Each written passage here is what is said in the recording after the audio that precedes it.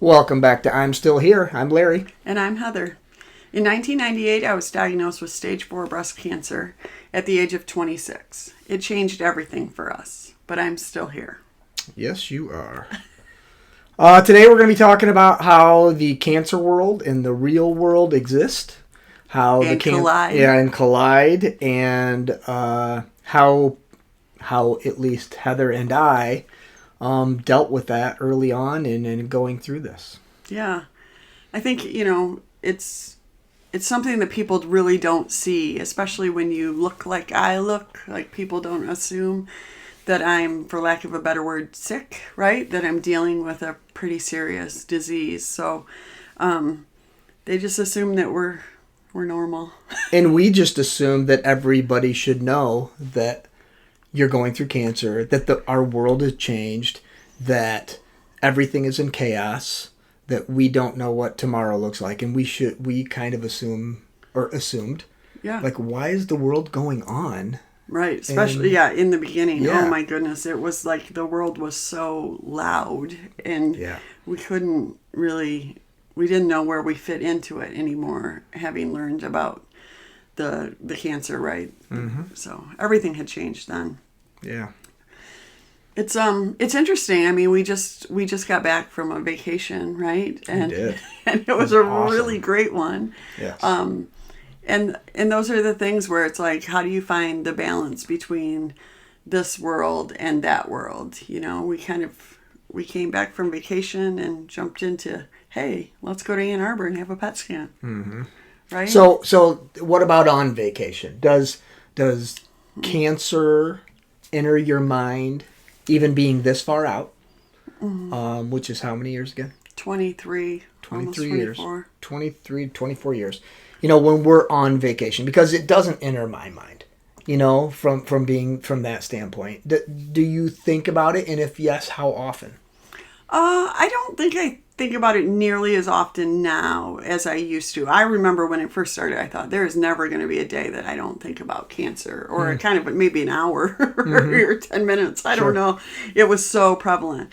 But I don't think I thought about cancer a whole lot on vacation, but I will say, like, I'm pretty strategic about how I do things, right? And I think a lot of people with cancer are. So I, of course, wasn't going to do a PET scan and then go on vacation, because I would be kind of wondering about results a little bit or things like that. So right. I think I do strategize a little bit about it, but I never thought there would be a day or a time in my life where I wouldn't think about cancer and have it sort of be, stop me in my tracks.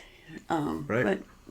But we're really, I mean... So as an example, I mean, but you put some thought into even when to schedule this PET scan based on vacation and things like that. I mean, so it's clearly, even still now, in the forefront of your world. Well, this is the thing. I think when you have cancer, like, metastatic disease, you're in treatment for the rest of your life.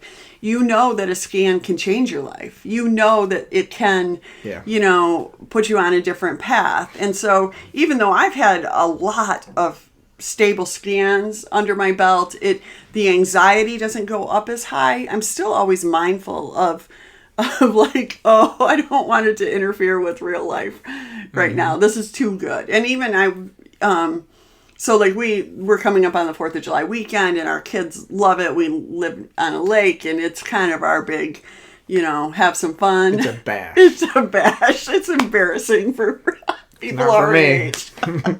Anyway, it's so fun. But I'm like, I know that I'll have results in my portal before that. And I actually kind of told a friend last night, like, I'm not going to check my portal. And that's to hold myself accountable, too, because there's a part of me that's like, there's always that fear level of this could change things. And this is a weekend that we all as a family really look forward to. And so I don't want cancer to interfere with that. So right now, it's really just the put it away. I know at this point in the game that a week or two is not going to make a huge difference. It's not like something's going to change dramatically in that time. I have a follow-up appointment coming up in a couple of weeks with my oncologist. And so it really is about just kind of managing how things go down. I've learned, like, I try not to schedule appointments in December because, one, all of the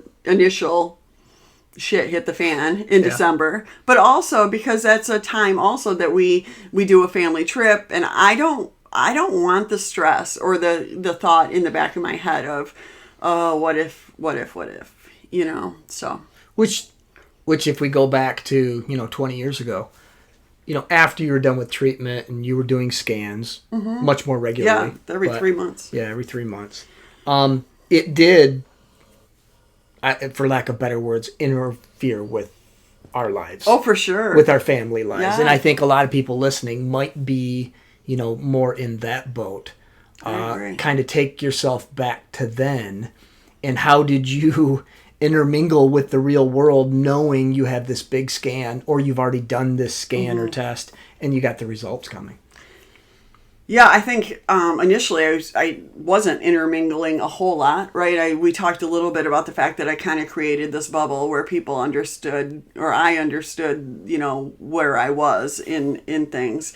But as I re-entered real life a little bit, I just had to kind of, I don't know, I again, just be strategic about when they were going to be. I learned that I could advocate for that in terms of timing on things. Like, your healthcare providers, they throw out a date and I don't want to say it's a suggestion, but it's sort of a suggestion, right? They're willing to work around some things unless you're in a really critical time of some sort of treatment or something like that. But I've had to just adjust and know sometimes when I'm waiting for results or when it's, my anxiety, scanxiety, they call it, is higher, that I've just had to recognize that other people aren't in that world. So sometimes I do kind of take myself out a little bit in terms of, yep, I'm going to go for a walk, or I'm going to recognize that the stress that I'm feeling is not being felt by probably most of the people in my life, Gotcha. So it is an interesting balance to be, dealing with both of those things. And it depends on where you're at, but I think having the right people also to go to, we were talking a little bit about the fact that, like, I think in general, men are kind of fix-it kind of people, and women are more sometimes just need to be heard about things. So if it's just a general stress or anxiety, I'm more likely probably to call my friend Christy or talk to one of my friends about that than talk to you about it. You're more of a, okay, it's going to be fine, let's move on. More of the coach kind of fix it kind of person, and I need that for a lot of things, and it does help me move forward. But and that one of the things I've learned about you and our relationship and just throughout the years is to not jump right to that. Yeah. I try not to. I'm still bad at it, I know. But, yeah. If somebody comes with me with a problem to me, anyone, well, my job's to fix it. Yeah. My job's to either make it go away or make it better or whatever. And that's hard. That's hard to train yourself not to do. But I realized, again, through the years, that's not what you're looking for. Yeah. Yeah. No. So again, let's go back. Yeah. To anxiety level in those first few years. Is it a noticeable difference now in anxiety level of the same scans type of thing? Oh yeah, it's way less. Is that just because of time? I think it's because of time. It's because I have gotten better at recognizing that there are options for, you know what I mean? Now, it is different now. It is way different now. So, I remember back in the very beginning, I was diagnosed triple positive, right? And when we were talking about our treatment plan right at the very beginning, Herceptin had just kind of come out. And I remember Dr. Meriber saying, we're going to put that in our back pocket. And it was so reassuring to me to think, oh, good. There's something, right? Yeah. And now it's so far that I'm like, I don't even know all those drugs that are in somebody's back pocket. And thank God for all the research that's happened, in that time. And some crazy gains in cancer just in the last months of reports on, certain treatments being able to truly cure that C word. Yeah, what a big thing. So it is just, it is managing that. Initially, my anxiety would be high the entire time.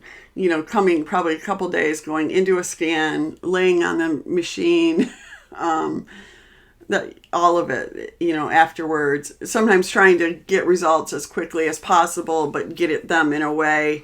Like I said, I have this, love-hate relationship with portals because I don't read results. I don't want to read them myself because I, like a normal stable scan still sounds terrible. Yeah. Pretty horrible. Yeah. So. And they're like, no, it's great.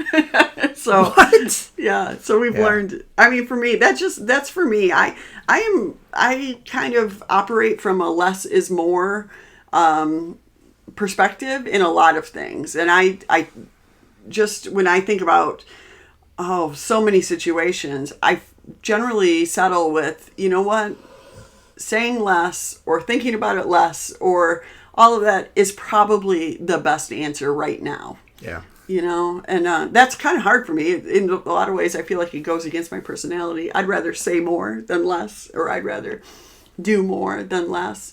But I think it speaks to that mentality thing that we covered in a previous episode is, your mentality is huge. Your mentality controls your brain. Your brain is the most important organ in our body. Yeah. And you mess with that, and it's amazing what your brain will then go and do with that information. Yeah. And if it doesn't have that information, you can stay on more of a positive track or maybe that's not the right word, but a track that you want to be on, where it's so easily with cancer to get derailed from a track you want to be on.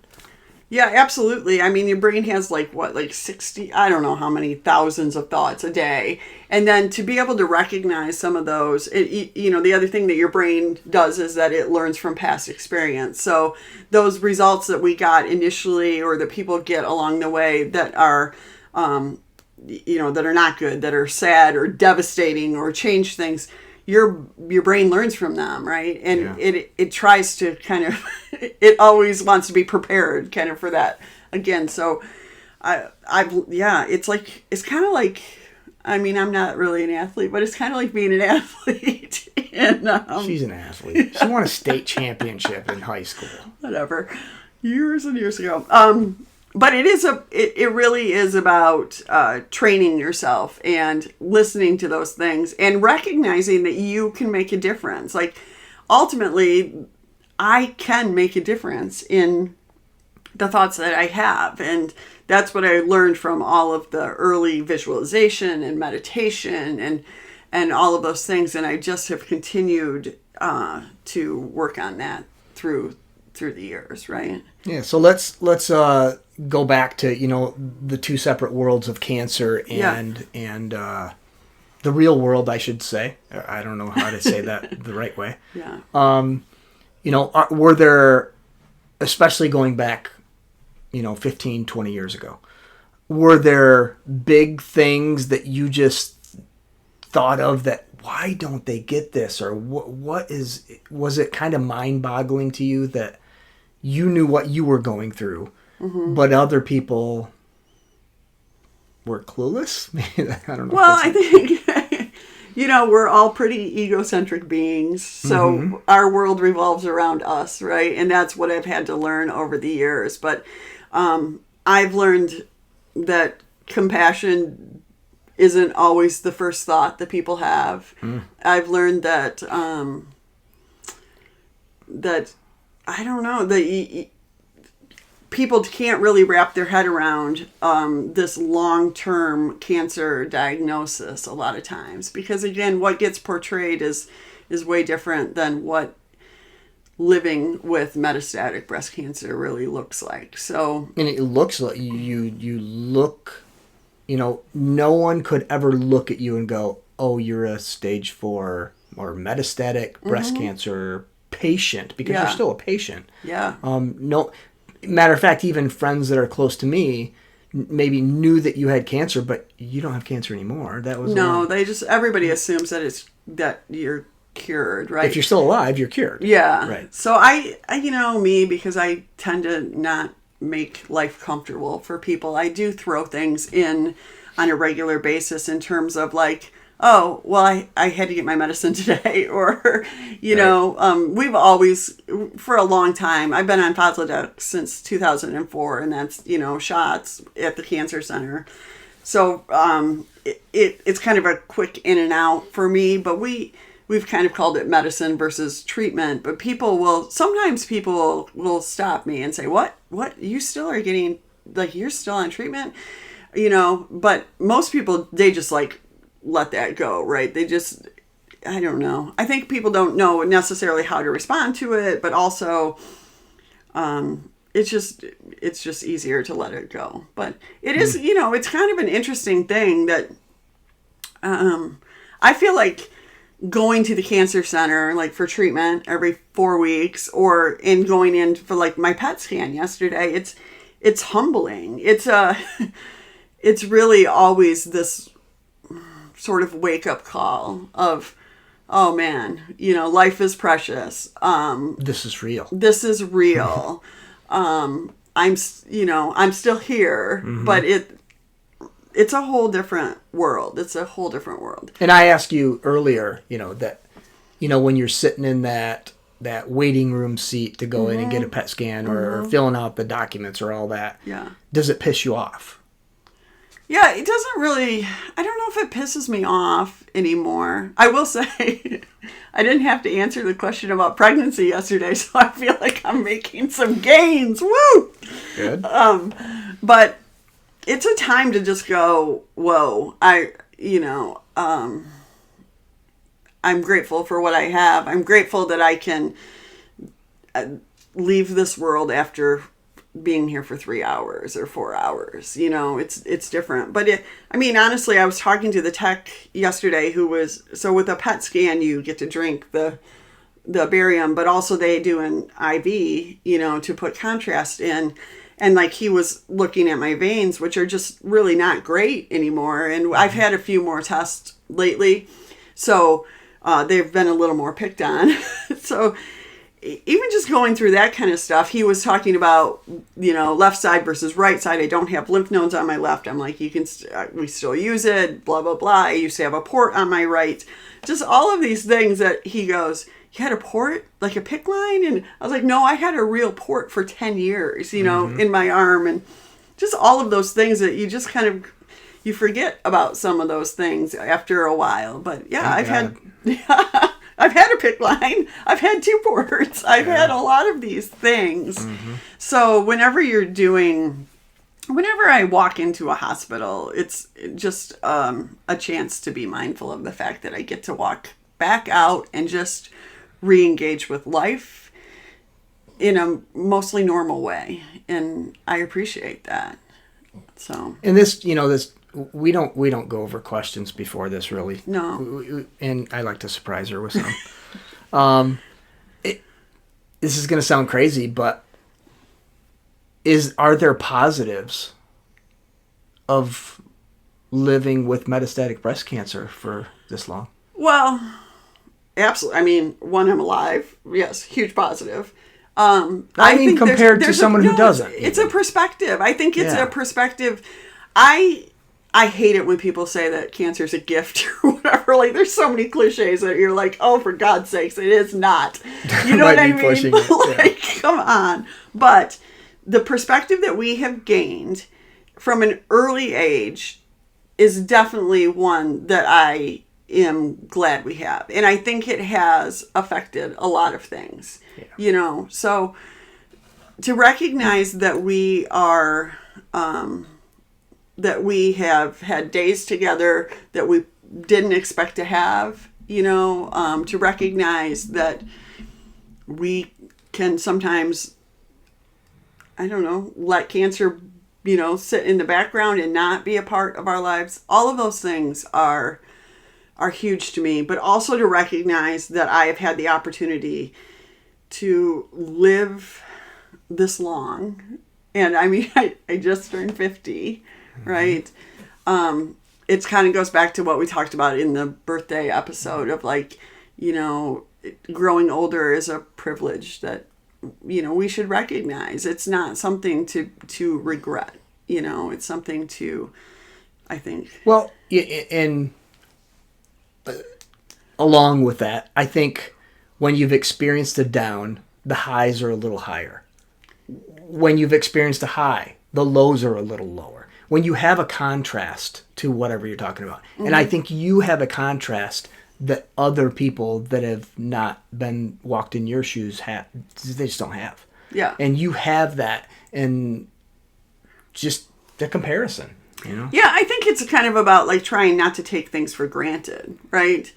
Yeah. Always considering that there was a time that I didn't know that I'd ever have a choice, right? Sure. Or that I would ever be able to be in a moment the way that I can be now.